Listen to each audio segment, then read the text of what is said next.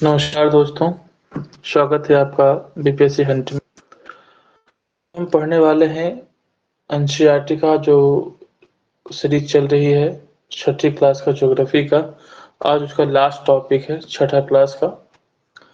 तो आप देख रहे होंगे कि यहाँ पे क्या लिखा हुआ है, भारत वनस्पति तथा वन्य प्राणी। हम उसी प्रकार से पढ़ेंगे जिस प्रकार से मैंने सातों लेसन को मैंने खत्म किया है, समाप्त किया है, नोट्स भी बनवाया है उसका और सवालों को भी मैंने देखा है। तो आइए शुरुआत करते हैं टॉपिक को। यहाँ पे कह रहा है कि आप मौसम के बारे में प्रतिदिन समाचार पत्रों में पढ़ते हैं तथा टेलीविजन पर देखते हैं। टेलीविजन पर देखते हैं अथवा दूसरों को इस संबंध में क्या करते हैं, बातें करते हुए देखते भी होंगे। आप जानते हैं कि मौसम वायुमंडल में दिन प्रतिदिन होने वाला परिवर्तन है। बहुत अच्छा आपका यहाँ पे परिभाषा है मौसम। मौसम किसे कहते हैं? मौसम मौसम जो है आपका, मौसम वायुमंडल में प्रतिदिन दिन प्रतिदिन होने वाला परिवर्तन है, जिसे क्या कहते हैं? मौसम। मौसम किसे कहते हैं? मौसम वायुमंडल में दिन प्रतिदिन होने वाला परिवर्तन को हम मौसम कहते हैं। इसमें क्या क्या शामिल होता है? वर्षा शामिल होता है, सूर्य का विकिरण शामिल होता है, इत्यादि शामिल है। उदाहरण के लिए मौसम कभी गर्म या कभी ठंडा होता है, कभी कभी आसमान में बादल छा जाते हैं तो कभी वर्षा होती है। आपने ध्यान दिया होगा कि जब बहुत दिनों तक मौसम गर्म रहता है तब तब आपको ऊनी वस्त्र की आवश्यकता नहीं पड़ती है। जब मौसम अधिक दिनों तक क्या होती है, वो गर्म होती है, तब आपको ऊनी वस्त्र की आवश्यकता नहीं पड़ती है। आप खाने पीने में ठंडे पदार्थ को पसंद करते हैं। इसके विपरीत ऐसे भी दिन होते हैं जब आपको ऊनी वस्त्रों के बिना मतलब बिना ठंड लगती है। और ठंडी हवा, जब तेज हवाएं चलती है तो इन दिनों आप क्या सोचते हैं कि हमको गर्म खाना पसंद करते हैं हम सब, है ना?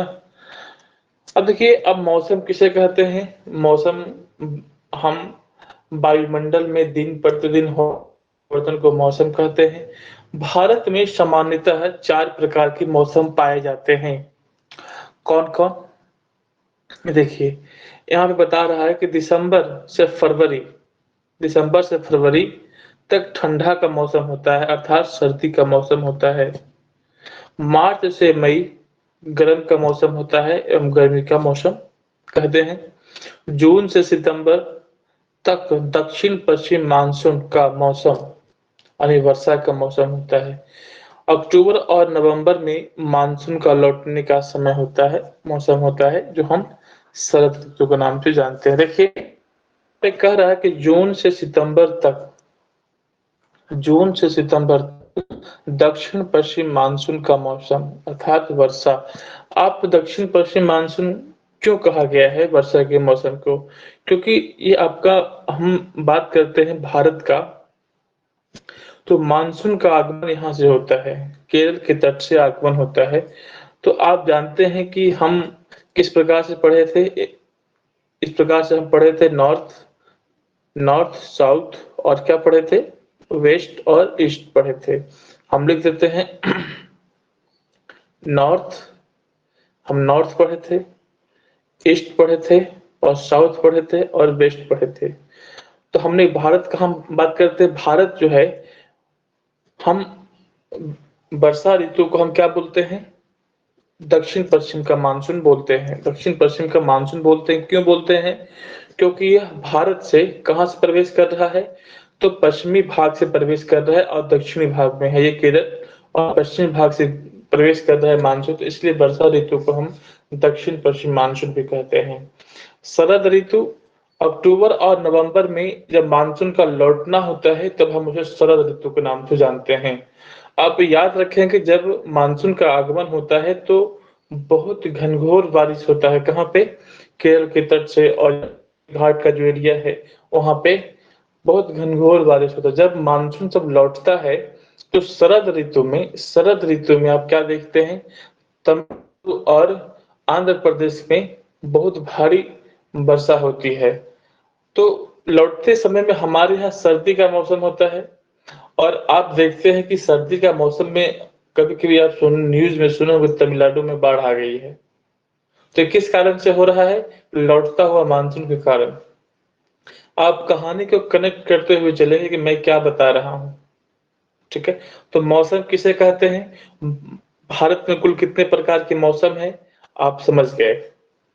अब हम बात करते हैं अगला पॉइंट। अब देखिए यहाँ पे कह रहा है कि शीत ऋतु। शीत ऋतु क्या है? ठंडी मौसम ठंडी मौसम में सूर्य की सीधी किरणें नहीं पड़ती है, जिसके परिणाम स्वरूप उत्तर भारत का तापमान कम हो जाता है। शीत ऋतु में क्या होता है? शीत ऋतु में क्या होता है? उत्तर भारत में ठंड मौसम में सूर्य की सीधे किरणें नहीं पड़ती है, जिसके परिणाम स्वरूप क्या होता है? उत्तर भारत का तापमान कम हो जाता है। अगला है ग्रीष्म ऋतु। गर्मी के मौसम में सूर्य की किरणें अधिकतर सीधे पड़ती है, तापमान बहुत अधिक हो जाता है। दिन के समय अंडरलाइन करेंगे, दिन के समय गर्म एवं शुष्क पवन बहती है जिसे हम लू कहते हैं। ये सवाल यहाँ से पूछ भी चुका है। दिन के समय गर्म एवं शुष्क पवनें चलती है, उसे हम किस नाम से जानते हैं? उसे हम किस नाम से जानते हैं? तो लू के नाम से हम जानते हैं। किस नाम से जानते हैं? लू के नाम से जानते हैं। आगे बात करते हैं।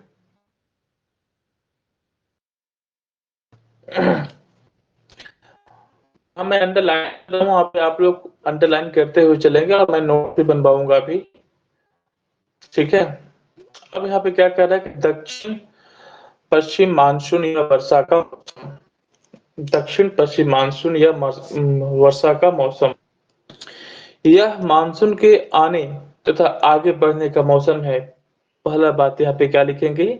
यह मानसून के आने तथा आगे बढ़ने का मौसम है। इस समय पवन बंगाल की खाड़ी तथा अरब सागर स्थल की ओर बहती है। वे अपने साथ नमी भी लाते हैं। जब ये पहाड़ से टकराती है तब वर्षा होती है। देखिए क्या बता रहा है? दक्षिण पश्चिम जो मानसून है, जब यह आती है तो समुद्र से जो हवाएं चलती है वो स्थल की ओर चलती है। पहला बात, दक्षिण पश्चिम मानसून के बारे में अगर कथन एवं कारण पूछता है, कौन सा कथन सही है और कौन सा कथन गलत है, तो यहाँ पे बता सकता है कि दक्षिण पश्चिम मानसून में क्या हवाएं समुद्र से स्थल की ओर बहती है? दो ऑप्शन और दे देगा, वो दोनों ऑप्शन गलत रहेगा और ये ऑप्शन सही रहेगा। तो कौन सा कथन सही है और कौन सा कथन गलत है, आप दोनों याद रखेंगे। ठीक है? और जो इसके साथ जो पवन आती है वो किसी पहाड़ से टकरा कर क्या करती है? वर्षा कर देती है। तो मैंने आपको कहा था कि पिछले क्लास में हमने क्या बताया था? पश्चिमी घाट और पश्चिमी तट। तो जब केरल में जैसे प्रवेश करती है तो वहां पे घनघोर बारिश तो होती ही है और वहां आसपास का जो पहाड़ी क्षेत्र है उसे टकराने के बाद वहां पे घनघोर वर्षा होती है पश्चिमी घाट के तट पर। चलिए, मानसून के लौटने का मौसम या शरद ऋतु। मानसून का लौटने या शरद ऋतु की हम बात करते हैं। क्या बता रहा है यहाँ पे?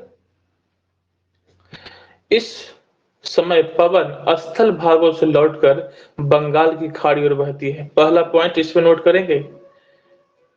इस समय जब मानसून जो लौटता है अर्थात शरद ऋतु की मैं बात कर रहा हूं, तो इसमें स्थल भागों से पवन पवन जो है स्थल भागों से लौटकर बंगाल की खाड़ी की ओर बहती है।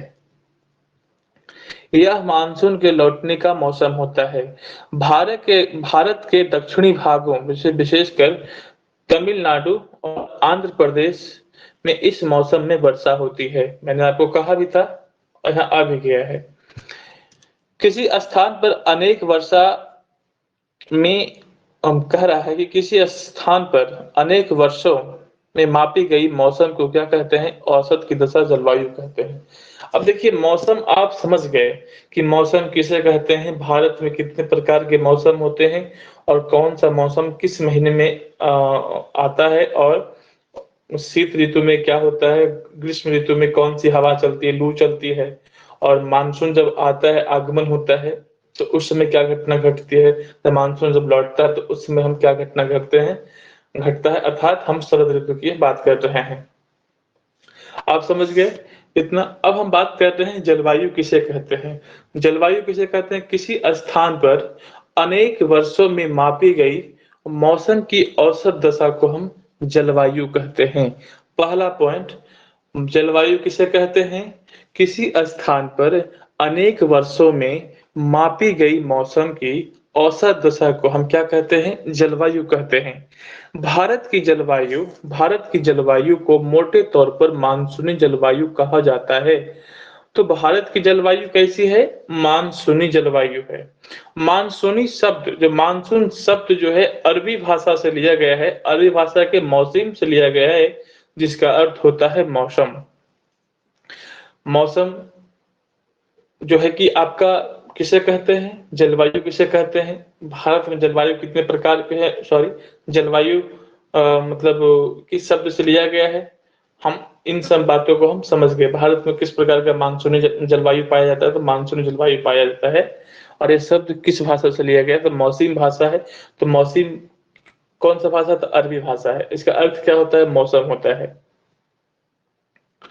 मौसम भारत की स्थिति उष्णकटिबंधीय में होने के कारण अधिकतर वर्षा मानसूनी पवन से बहती है, होती है। मतलब कि क्या बता रहा है कि मौसम भारत की स्थिति उष्णकटिबंधीय में होने के कारण अधिकतर वर्षा मानसूनी पवन से होती है।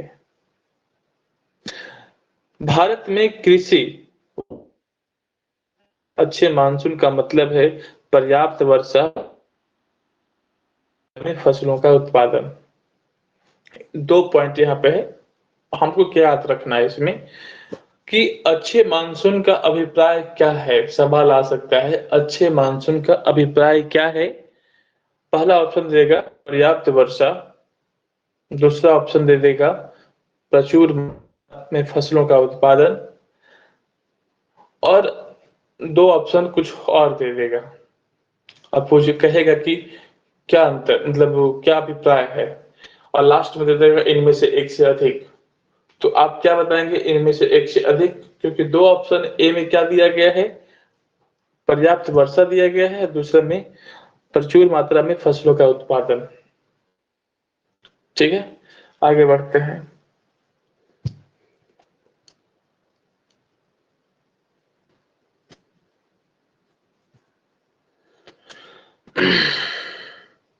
चलिए आगे।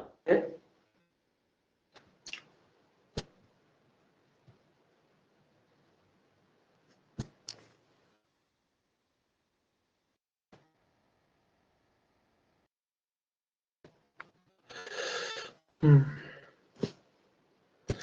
किसी स्थान की जलवायु, उसकी स्थिति, ऊंचाई, समुद्र से दूरी। किसी स्थान की जलवायु, उसकी स्थिति, ऊंचाई, समुद्र से दूरी तथा उच्चावच पर निर्भर करती है। बहुत इंपॉर्टेंट बात यहाँ पे बताया गया है कि किसी स्थान की जलवायु किस पर निर्भर करती है? तो उसकी स्थिति की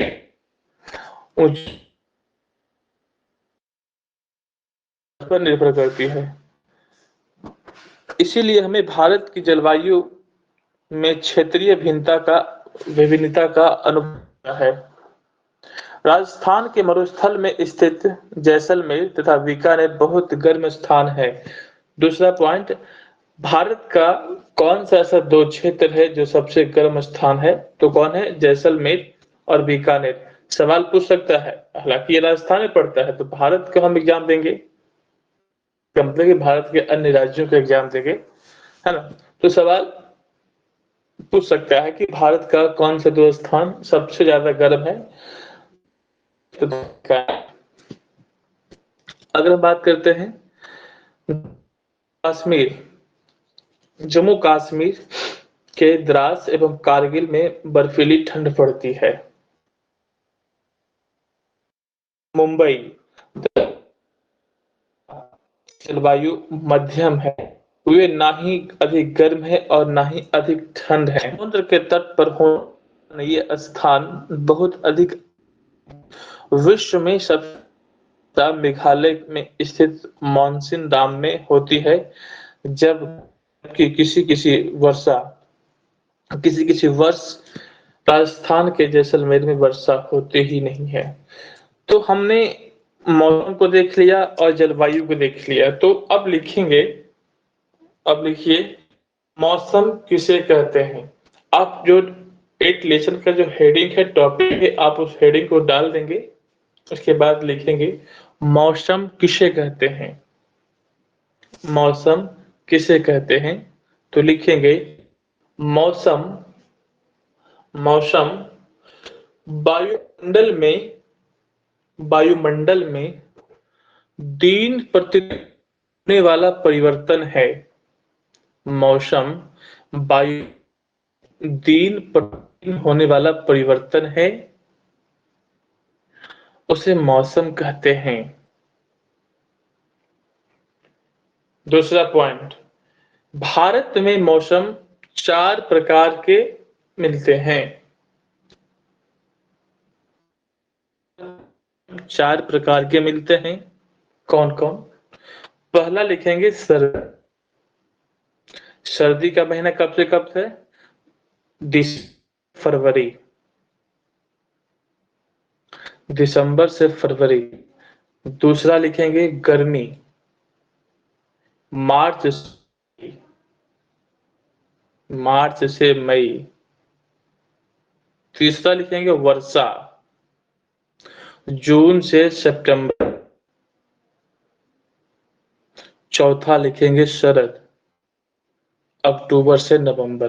देखिए जोड़ी बनाने का सवाल आ सकता है, यहाँ पे जोड़ी बनाने का सवाल, तो याद रखेंगे। अब हम पढ़ लिए क्या होता है, मौसम कितने प्रकार के होते हैं। तो ठीक है, अगला टॉपिक लिखेंगे जलवायु। जलवायु लिखेंगे, जलवायु लिखेंगे जलवायु किसे कहते हैं। लिखिए किसी स्थान पर अनेक वर्षों में किसी स्थान पर मापी गई अनेक नहीं, मापी गई मौसम की औसत दशा को जलवायु कहते हैं।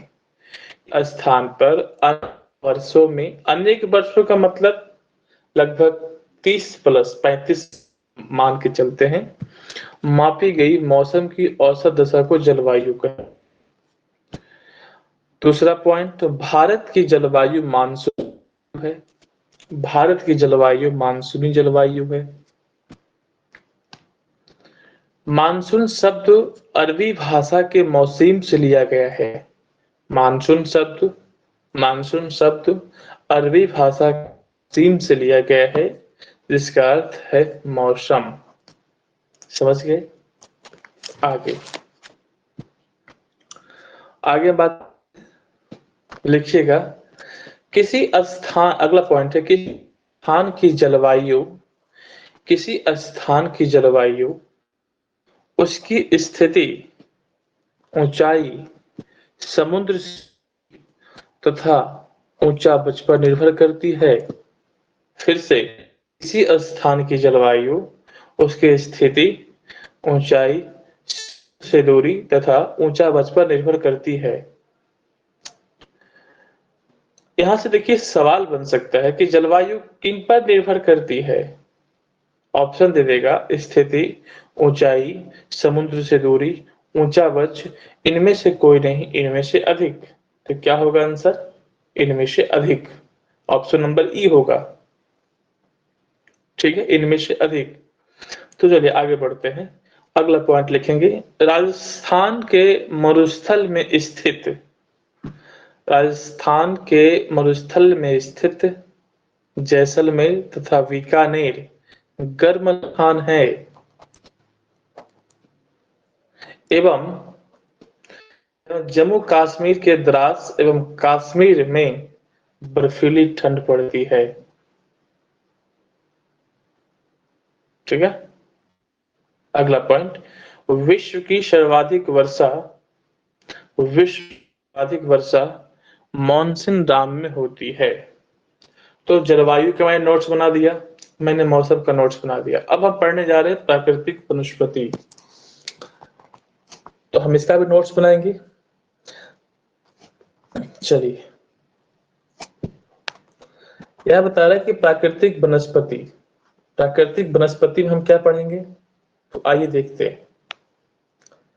देखिए यहां बता रहा है, हम अपने चारों तरफ विभिन्न प्रकार के पादप जीवन देखते हैं। हरे घास वाला मैदान में खेलना कितना अच्छा लगता है। कुछ पौधे छोटे होते हैं जिन्हें झाड़ी कहते हैं, जैसे कैक्टस तथा फूल वाले पौधे इत्यादि। इसके अतिरिक्त बहुत से लंबे वृक्ष होते हैं, उनमें से कुछ में बहुत शाखाएं तथा पत्तियां होती है, जैसे नीम, आम।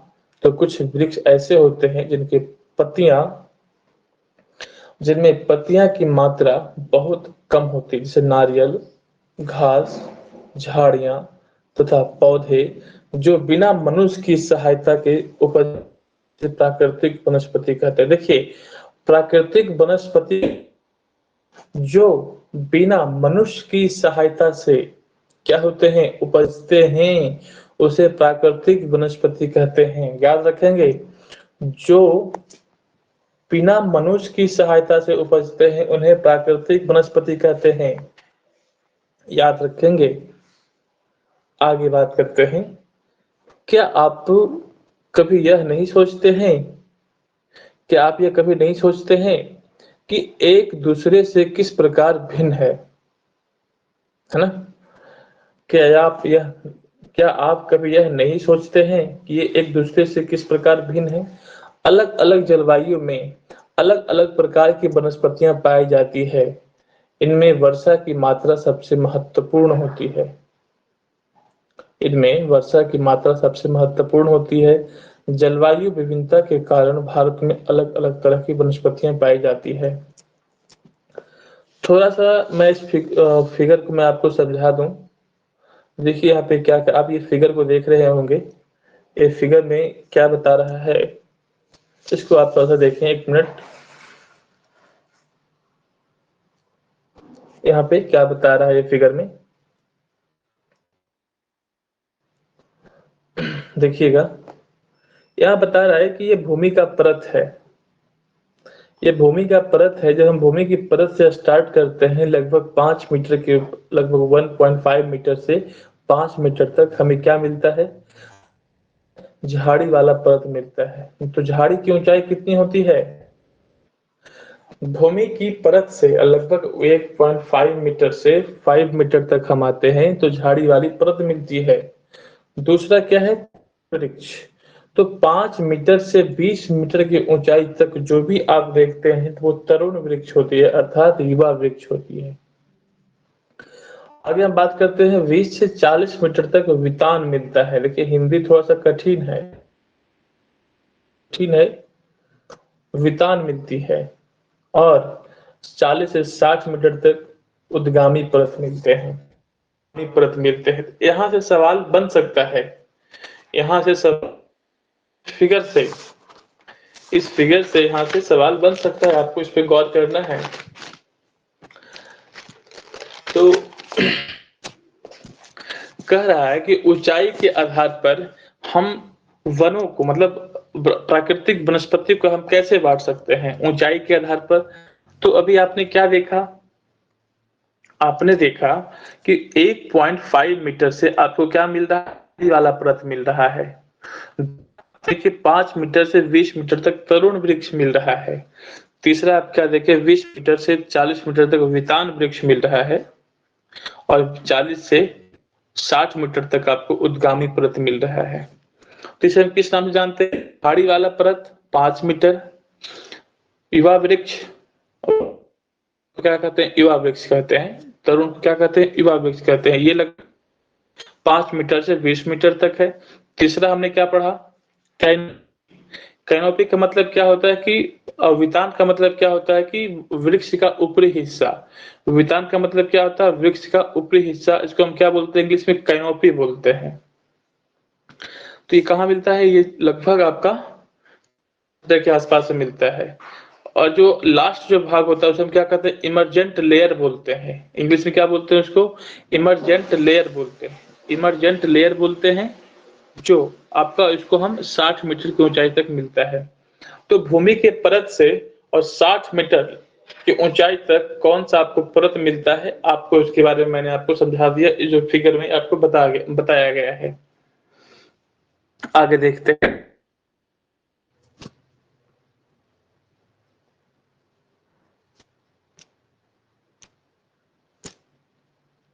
तो चलिए शुरुआत करते हैं। अलग अलग वनस्पतियां अलग अलग प्रकार की वनस्पतियां पाई जाती है, ये तो मैंने बता दिया है।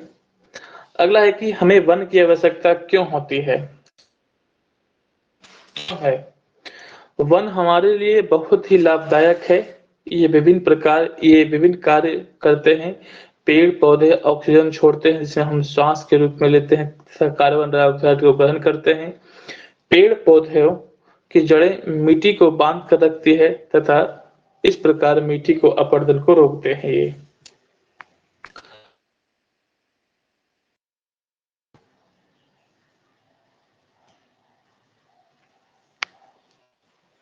वन से हमें क्या मिलता है? वन से हमें ईंधन, लकड़ी, चारा, जड़ी बूटियां, लाख, शहद, गोंद इत्यादि प्राप्त होते हैं।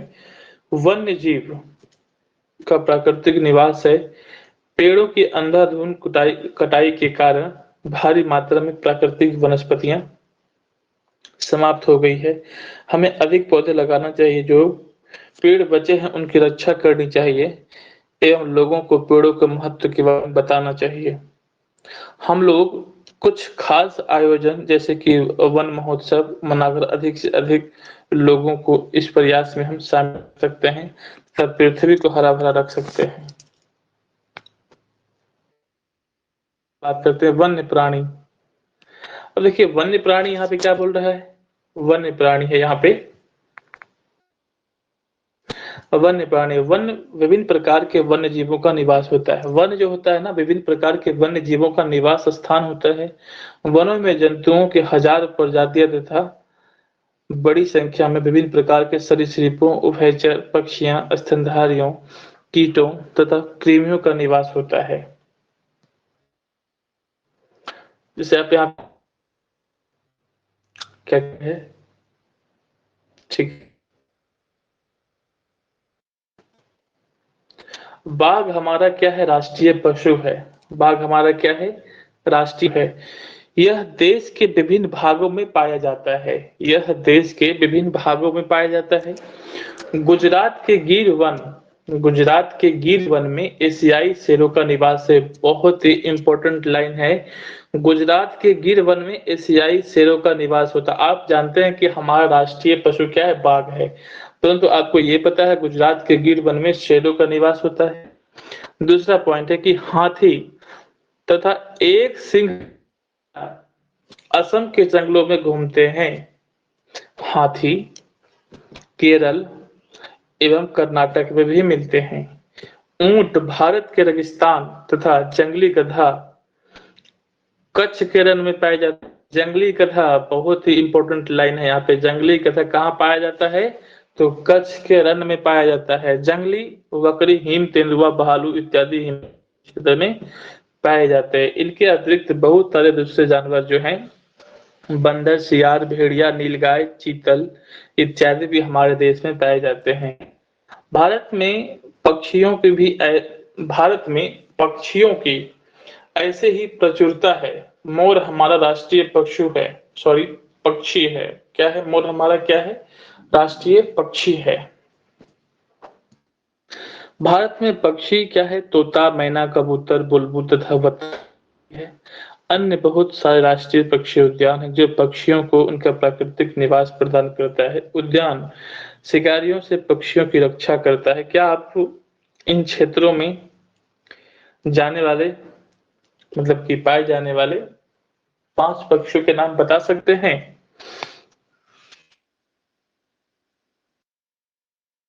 भारत में सांपों की सैकड़ों प्रजातियां पाई जाती है। उनमें कोबरा और क्रैत प्रमुख है। अंडरलाइन करेंगे, कोबरा और क्रैत प्रमुख है सांपों में। तथा जानवरों के शिकार के कारण भारत में पाए जाने वाले वन्य जीवों की प्रजातियां तेजी से घट रही है। बहुत सी प्रजातियां बहुत से प्रजातियां जो है कि समाप्त भी हो चुकी है। उनको बचाने के लिए बहुत से नेशनल पार्क, पशु विहार तथा जीव मंडल को आरक्षित क्षेत्र स्थापित किए गए हैं। सरकार ने हाथियों तथा बाघों को बचाने के लिए बाघ परियोजना एवं हस्ती परियोजना जैसी परियोजनाओं को शुरू किया है। क्या आप भारत के कुछ पशु विहारों के नाम तथा मानचित्र पर उनकी स्थिति बता सकते हैं? यह आपसे पूछ रहा है, तो आप बताइए। ये देखिए पेपर का कट पेस्ट किया गया है ना। आगे क्या है कि आप वन्य जीवों के संरक्षण में भी अपना हाथ बटा सकते हैं। आप जानवरों की शरीर के विभिन्न अंगों जैसे हड्डी, सींग तथा पंख से बने पदार्थ को खरीदने से इनकार कर सकते हैं। प्रत्येक वर्ष हम लोग अक्टूबर के पहले सप्ताह को वन्य जीव के रूप में मनाते हैं। देखिए, अक्टूबर का पहला सप्ताह जो था वन्य जीव सप्ताह के रूप में मनाते हैं, ताकि वन्य जीवों के निवास को संरक्षित रखने के लिए जागरूकता लाई जा सके। ठीक है, तो आगे देखते हैं। अब देखिए यहाँ पे सवाल जवाब आ गया, तो हम चलते हैं पहले प्राकृतिक आवास के ऊपर। हम उसका नोट्स पहले बना लेते हैं, तब हम आगे बढ़ेंगे। देखिए अब लिखेंगे आप प्राकृतिक वनस्पतियां। प्राकृतिक क्या लिखें?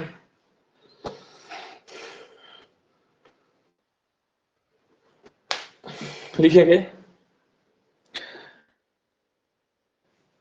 घास, झाड़ियां, घास, झाड़ियां तो मनुष्य की सहायता से जो मनुष्य के बिना सहायता से उपजता है उसे प्राकृतिक वनस्पति कहते हैं। घास, झाड़ियां तथा पौधा जो बिना सहायता से उपजता है उसे क्या कहते हैं? हम वनस्पति कहते हैं। ठीक है, अगला टॉपिक लिखेंगे। ऊंचाई के आधार पर प्रकृति को 4 भाग में बांटते हैं।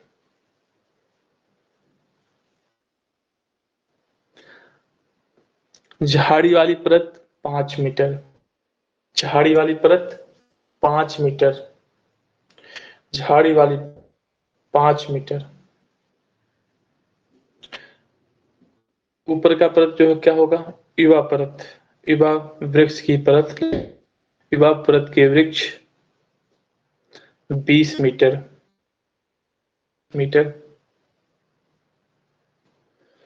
उसके ऊपर वितान मतलब कैनोपी पास में 20 से 40 मीटर के आसपास में। इमरजेंट लेयर, इमरजेंट मतलब कि आपने पढ़ा है अभी इमरजेंट लेयर मतलब क्या है? उद्गामी परत 60 मीटर, 60 मीटर। देखिए यहाँ पे क्या बता रहा है कि यहाँ से सवाल किस प्रकार से आ सकता है, तो सवाल सुनिएगा। किसी उष्णकटिबंधीय वन मतलब किसी सदाबहार वन के परत को जमीन से लेकर ऊंचाई तक क्या क्रम होती है? आपको दे देगा क्रम से। क्रम से नीचे से ऊपर दे देगा, ऊपर से नीचे दे देगा, या फिर दो आगे दो। तो ऑप्शन किसी भी तरीके से दे सकता है, पर आप क्रम को याद रखेंगे। क्रम नीचे से ऊपर याद रखेंगे, ऊपर या पूछ देगा कि नीचे से ऊपर का क्रम क्या है या फिर ऊपर से नीचे का क्रम क्या है। तो ये आप दोनों ऑप्शन याद रखेंगे, नीचे से कोई एक क्रम याद रख लेंगे, दोनों आपका ऑप्शन क्लिक कर जाएगा। तो मेरी बात समझ गए? किसी सदाबहार वन के परत में जमीन से लेकर ऊंचाई तक का क्या क्रम होता है, ये चारों ऑप्शन दे देगा आपको। तो आप हमारी बातों पे ध्यान दीजिएगा और इसे जो मैं क्वेश्चन बोलता हूं उस क्वेश्चन को आप लिख लेंगे, किस प्रकार से सवाल बन सकता है यहां से। ठीक है, अगला चलते हैं। अब देखिए, भारत की वनस्पतियां हम बात करते हैं। भारत की वनस्पतियां, तो अगला हेडिंग है भारत की वनस्पतियां लिखेंगे। भारत की वनस्पतियां लिखेंगे, लिखेंगे जलवायु की विभिन्नता के कारण, जलवायु के कारण भारत में अलग अलग तरह का वनस्पतियां पाई जाती है। भारत की वनस्पतियां, हेडिंग आपका है, लिखेंगे जलवायु की विभिन्नता के कारण भारत में अलग अलग तरह का वनस्पतियां पाई जाती है।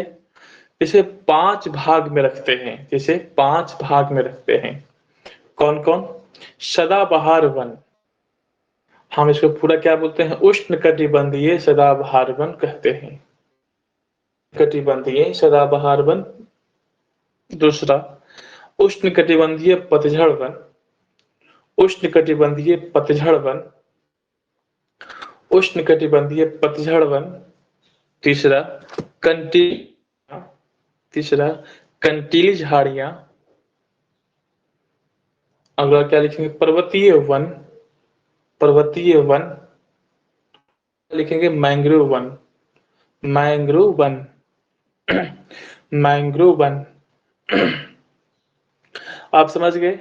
अब हम एक एक वन को हम पढ़ते हैं, जल्दी से लिखते हुए चलेंगे। हालांकि किताब में नहीं दिया गया है यहाँ पे, हम इसके बारे में कुछ हम बताते हुए चलते हैं। तो पहला टॉपिक डालेंगे सदाबहार वन।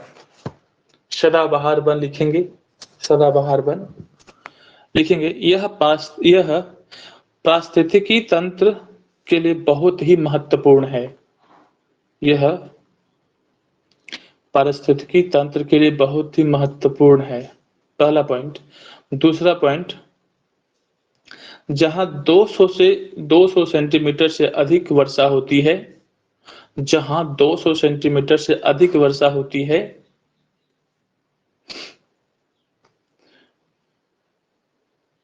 उस क्षेत्र में सदाबहार वन मिलते हैं, उस क्षेत्र में सदाबहार वन मिलते हैं। तीसरा पॉइंट, इस वन को वर्षा वन भी कहते हैं, इस वन को वर्षा वन भी कहते हैं।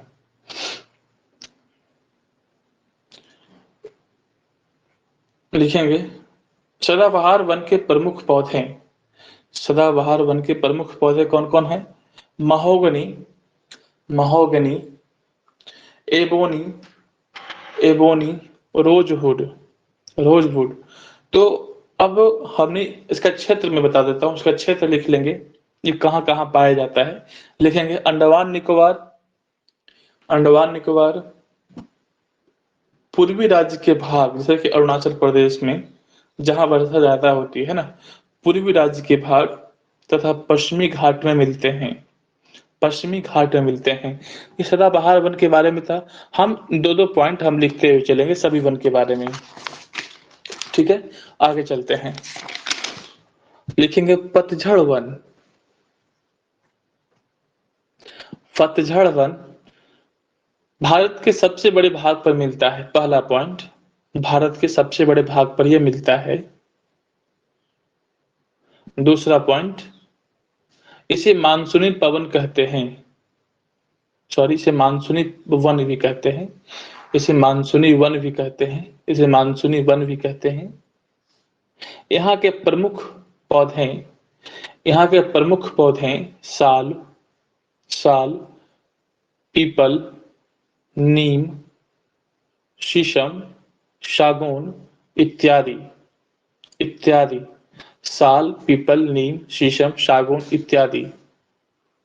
अगला लिखेंगे, इसी में लिखेंगे ये कहाँ कहाँ मिलता है। तो MP, MP, UP, MP UP मतलब मध्य प्रदेश, उत्तर प्रदेश, बिहार, बिहार, झारखंड, झारखंड, छत्तीसगढ़, छत्तीसगढ़, ओडिशा, ओडिशा, महाराष्ट्र, महाराष्ट्र।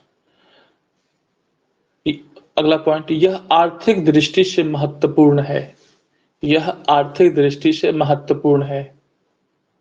ठीक है। अब आपको बोलेगा कि पतझड़ वन और सदाबहार वन में क्या अंतर है, तो आप अंतर को स्पष्ट करते हुए आना चाहिए आप लोगों को। अगला लिखेंगे कंटीली झाड़ियां, कंटीली झाड़ियां लिखेंगे, कंटीली झाड़ियां लिखेंगे, लिखेंगे कंटीली झाड़ियां। इसकी पत्तियां कांटों में बदल जाती है, इसकी पत्तियां कांटों में बदल जाती है। क्यों बदल जाती है आप लोग मुझे कमेंट में बताएंगे। इसकी पत्तियां कांटों में बदल जाती है। दूसरा पॉइंट, यह शुष्क भागों में पाई जाती है, यह शुष्क भागों में पाई जाती है, यह शुष्क भागों में पाई जाती है। अगला पॉइंट, इसकी महत्वपूर्ण, इसका महत्वपूर्ण पौधा कौन कौन सा है। नागफनी, नागफनी, नागफनी, खैर, खैर, बबूल, कीकर, कीकर। ठीक है। अगला पॉइंट लिखेंगे, यह पश्चिमी घाट के पूर्वी ढाल पर, यह पश्चिमी घाट के पूर्वी ढाल पर तथा गुजरात में पाई जाती है। यह पश्चिमी घाट के, यह पश्चिमी घाट के पूर्वी ढाल पर तथा गुजरात में पाई जाती है। देखिए आपको सदाबहार वन से सवाल पूछ सकता है और कंफ्यूज कर सकता है। देखिए क्या पूछ सकता है कि निम्नलिखित में से सदाबहार वन कहाँ मिलती है। तो अंडमान निकोबार में, पश्चिमी घाट के पूर्वी ढाल पर, मध्य प्रदेश में, या फिर बिहार में। तो आप क्या बताएंगे, अंडमान निकोबार में। आपने पश्चिमी घाट में भी पढ़ा है मिलता है आपका, परंतु पश्चिमी घाट के पूर्वी ढाल पर नहीं मिलता है। याद रखेंगे, यहां से सवाल आपको कंफ्यूज कर सकता है। याद करेंगे, याद करेंगे। आगे बढ़ते हैं। पर्वतीय वनस्पति, तो लिखेंगे पर्वतीय वन, पर्वतीय वन लिखेंगे। यह 1500 से 2000 मीटर की ऊंचाई पर मिलता है। यह 1500 से 2000 मीटर की ऊंचाई पर मिलता है। ठीक है। इसका वृक्ष शंकुआकार होता है, इसका वृक्ष शंकुआकार होता है।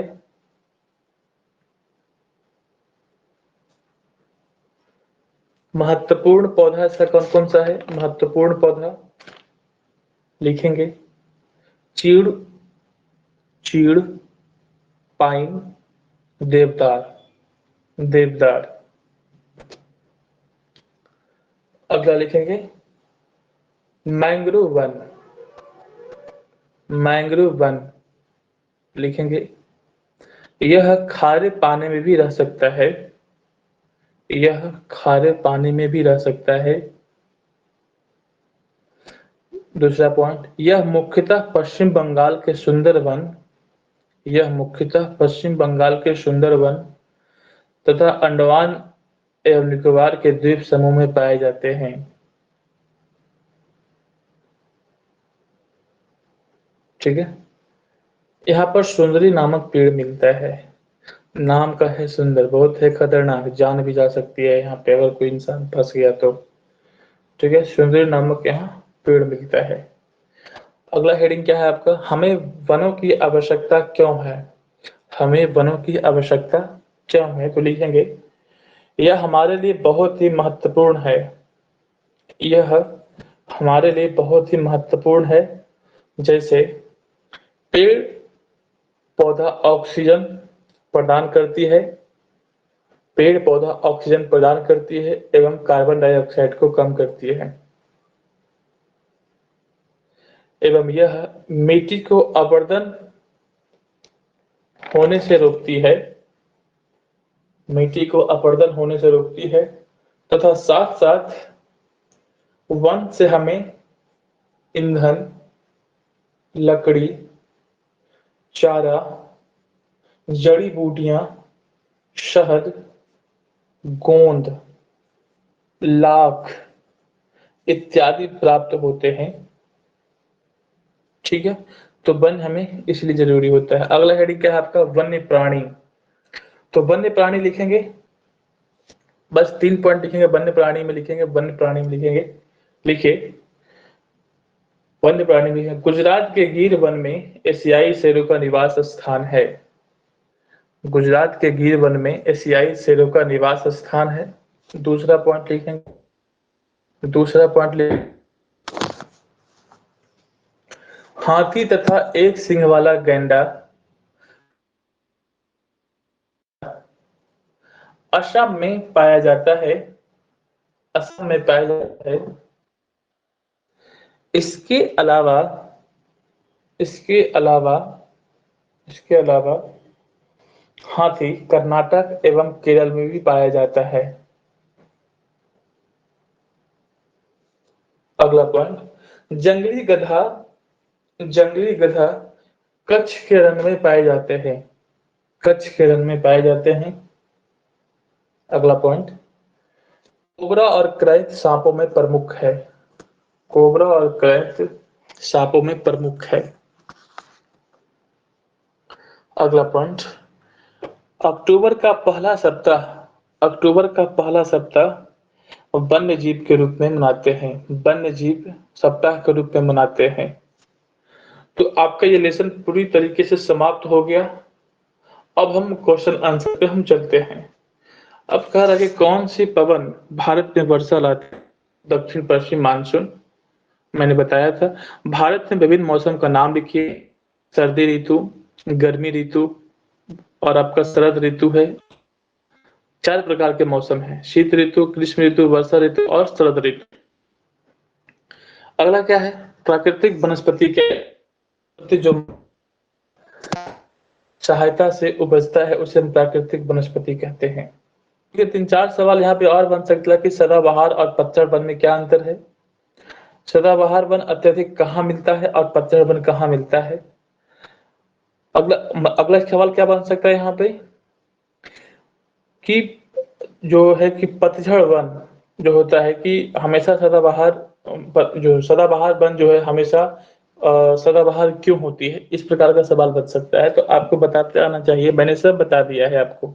सदाबहार वन का तात्पर्य है यहाँ पे कि सदाबहार वन हम उसे कहते हैं जो साल भर अपनी पत्तियां को नहीं गिराते हैं तथा अलग अलग मौसम में 10, 20, 50 पत्ती गिरते हैं और उसकी जगह वो वापस आ जाते हैं, इसीलिए उस वन को हम सदाबहार वन कहते हैं।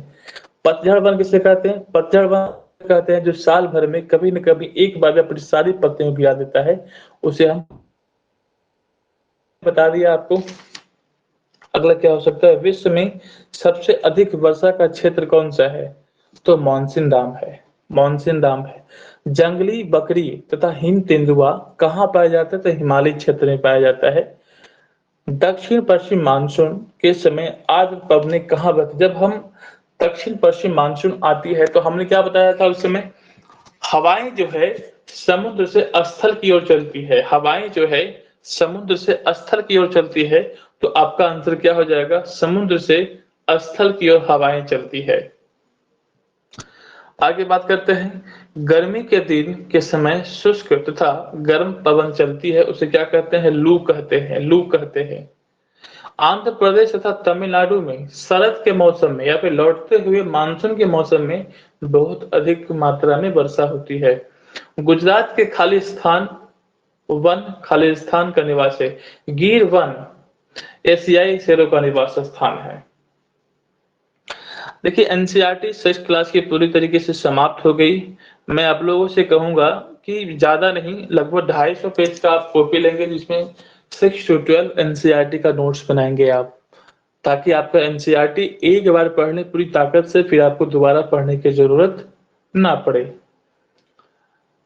जो 6 क्लास का जो एनसीईआरटी है लगभग 15 से 16 पेज में आप नोट्स बनाएंगे, ज्यादा नहीं।